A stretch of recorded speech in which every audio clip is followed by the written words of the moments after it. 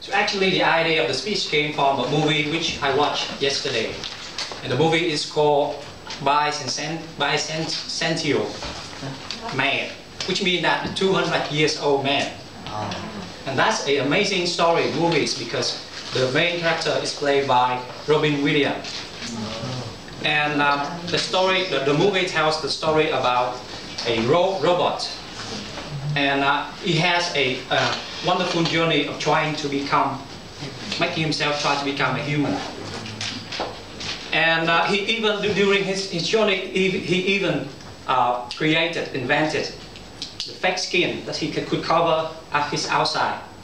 He even invented his plastic organs so that he could put inside his body, so that this make a hole so that he could eat, he could drink, he could breathe, and he could feel.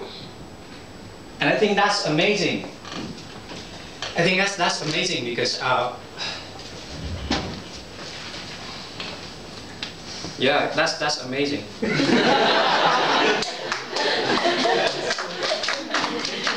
And then after the movie ends, I asked myself a question of if a robot really wants to become a human, so what does it really mean to become a human being? And how do I perceive myself as a human?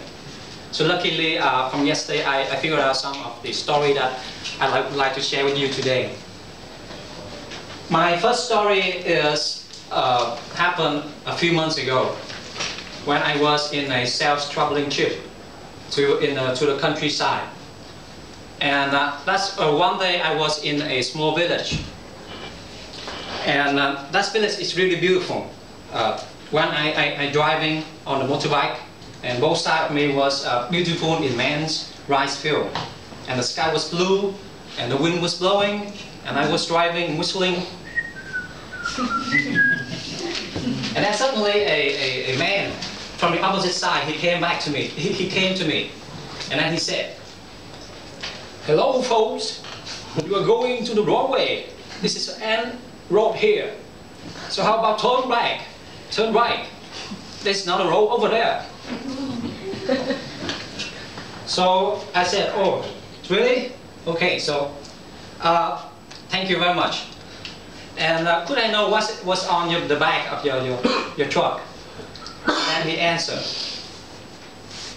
"Bullshit." I mean, real bullshit. I collect it all on the field and I carry it to sell to the market. So you see that after the story, I really, in my opinion, I see his very amazing human nature. Because he is simple and he could speak what he wants to speak. So he's simple because he is the one who offered me a help, right? He is the one who contact me and offer the direction. So and also he also speaks what he wants to speak. He is amazing. My second story is also a story about a man. And that story also happened 2 months ago. And that time I was one of the organizers of the national contest for Toastmaster. And I was one of the MC of the day. And at the end of the meeting, that man, his name is Harris, he came to me. And we have conversation back and forth, and it's really fun, and I don't want to get into it right now. So I still remember one sentence he said to me, I still remember right now, is he said that, "Quan, when I saw you on stage, I saw this Toastmaster spirit inside you." And that really surprised me. Okay, I said, "Oh, really?" And I couldn't think the Toastmaster spirit could sometimes be so damn exhausted. So from both my story, I'd like to share with you that if you ever felt that one day you couldn't wake up in the morning, that's something inside yourself some kind of the pressure that's stuck inside your chest that even make you hard to breathe. I would like to share with you that I have the same feeling too. I have the heart feeling many times. And I just want to say that although we have those feelings, but we don't need to deal with those hard feelings alone. Because there are always people around us trying to help us and share with us the same feeling.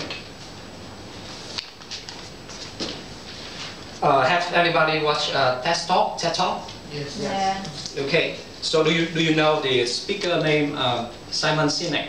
Yes. Yeah, so my favorite too. I remember one of his speech, and he said that he talked about success of the Spartan warrior. He said that the success of the Spartan not lies on the spear, but it lies on the shield. So that's when difficulty or danger comes. They stick together, they hang on the shields, person to person, so that they can take care of each other, so that they can overcome the difficulties or challenge. So that's one of the reasons that I really believe that we as human beings we really need to take care of each other, so that we could feel safe inside that community. So that we could feel safe, so that we could feel that we belong into some of the whole, so that we could feel that we are one of the human being. And I think that, although I'm shaking on the stage right now, but I still feel alive of how to be a human. So I think it's one of the amazing experience. So let me take a minute until the bell ring and watch all of you. Thank